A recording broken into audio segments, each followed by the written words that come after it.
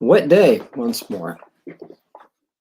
As we said before, this year is completely different than last year. As I mentioned, the heat and the triple-digit temperatures Fahrenheit have gone, and this year we have had lots of rain. So you just never know, really. On top of that, of course, we had the hurricane. So it's been an interesting year, and it's been an interesting time. And some people, unfortunately, it's been a difficult time for them. So in whatever way, shape, or form you pray or think good thoughts about others, it would probably be appreciated if you did it for all the people who are affected by the hurricane and all those affected by this current wet weather here. In addition to lots of places around the globe where there are man-made and natural disasters. So that's my little intro for today. So welcome to another reading. And this one is called A Safe Place, a Sacred Space. Your heart is a polished mirror. You must wipe it clean of the veil of dust that has gathered upon it, because it is destined to reflect the light of divine secrets. And that was Al-Ghazali. And I didn't look up Al-Ghazali. Ernest Holmes simply says, not only shall I walk in this light, I shall radiate it. Not only shall I walk in this light, capital O, I shall radiate it. And that is how to use the sight of mind on page 131. And did I look it up? No, I didn't. Now this is Reverend Josh. He says, I am a safe place. I'm a sacred space. We talk about creating safe places, supportive environments where people can let their hair down and share openly. Loving environments where brave conversations can be had, where anger and grief can be heard without needing to be fixed or tangled with, where truth can be spoken and the individual held in wholeness, even in the midst of an experience of extreme brokenness. To be considered safe, such a place demands confidentiality, listening, non-judgment. We talk about creating sacred places and sacred spaces where spirit, the all, is at the center, and we behave not like self-preserving egos, but like souls, where we are one. To be sacred, such a place requires prayerfulness, openness, and magic. Sometimes a space doesn't contain what it needs to feel safe or to support the sacred. In those places, remember this: you are a safe place. You are a sacred space. You are an environment for listening and deep acceptance. You are the presence of the divine and spiritual becoming. You are a safe place. You are a sacred space. When it comes to supporting others in growth and positive transformation, nothing is more valuable than being a safe place, a sacred space. If I live knowing I have been that more often than not, I'm a happy person. The divine knows. I remember everyone who has been that for me. A safe place isn't just something you create. It's something you participate in. A sacred space isn't just something you hold, but something that you become.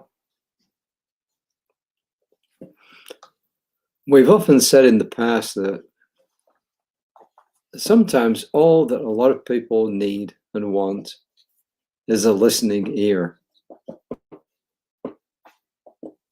And that's part of what he's talking about here, where somebody can come to you or where you can go to someone else and just know that you're going to be accepted for who you are and what you are without any judgment whatsoever.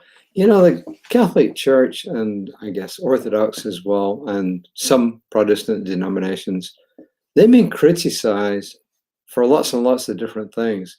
But one thing that was really good that they had and they still have is confession.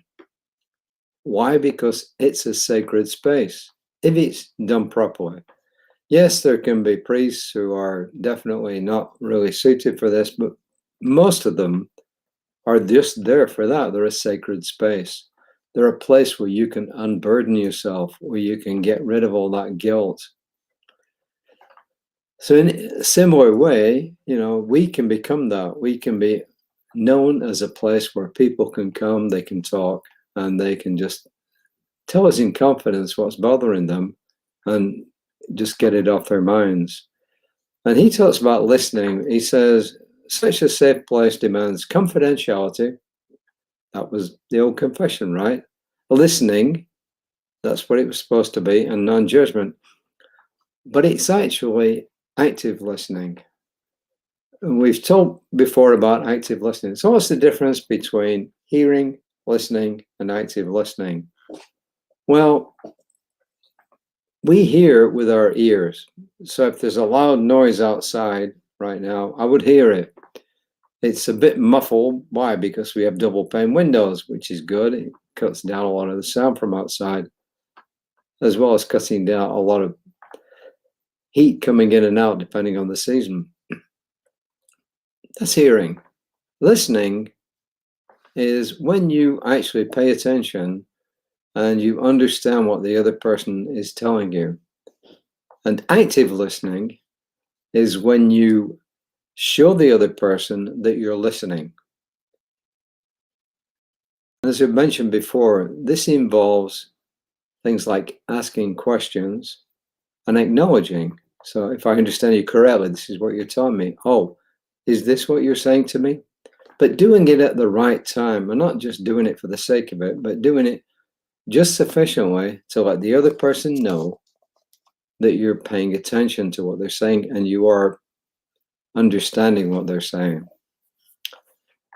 And of course, the confidentiality part goes without saying. So am I a safe space? I think I am. I can listen to other people's issues and problems and not repeat it.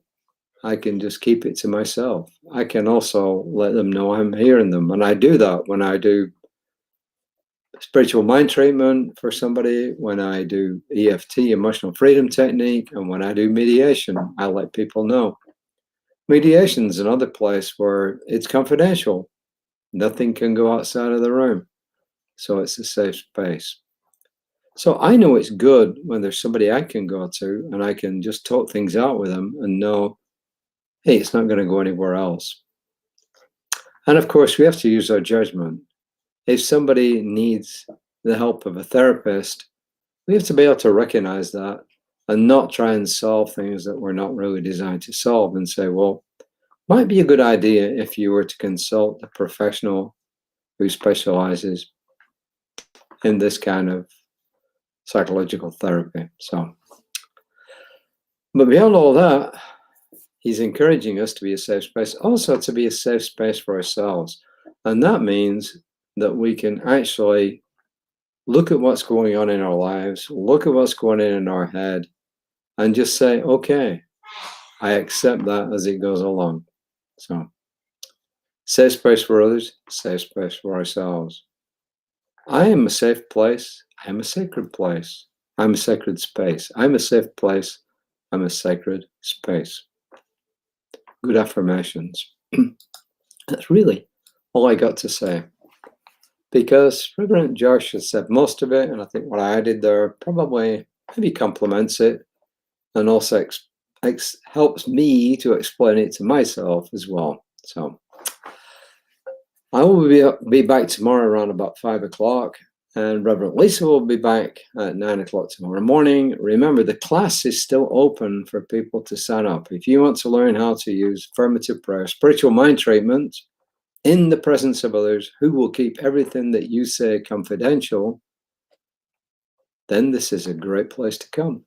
And there's a link there. You can just follow that, info@creativelife.org, and it will help you to sign up for it. So until tomorrow, Stay safe, stay well. Namaste.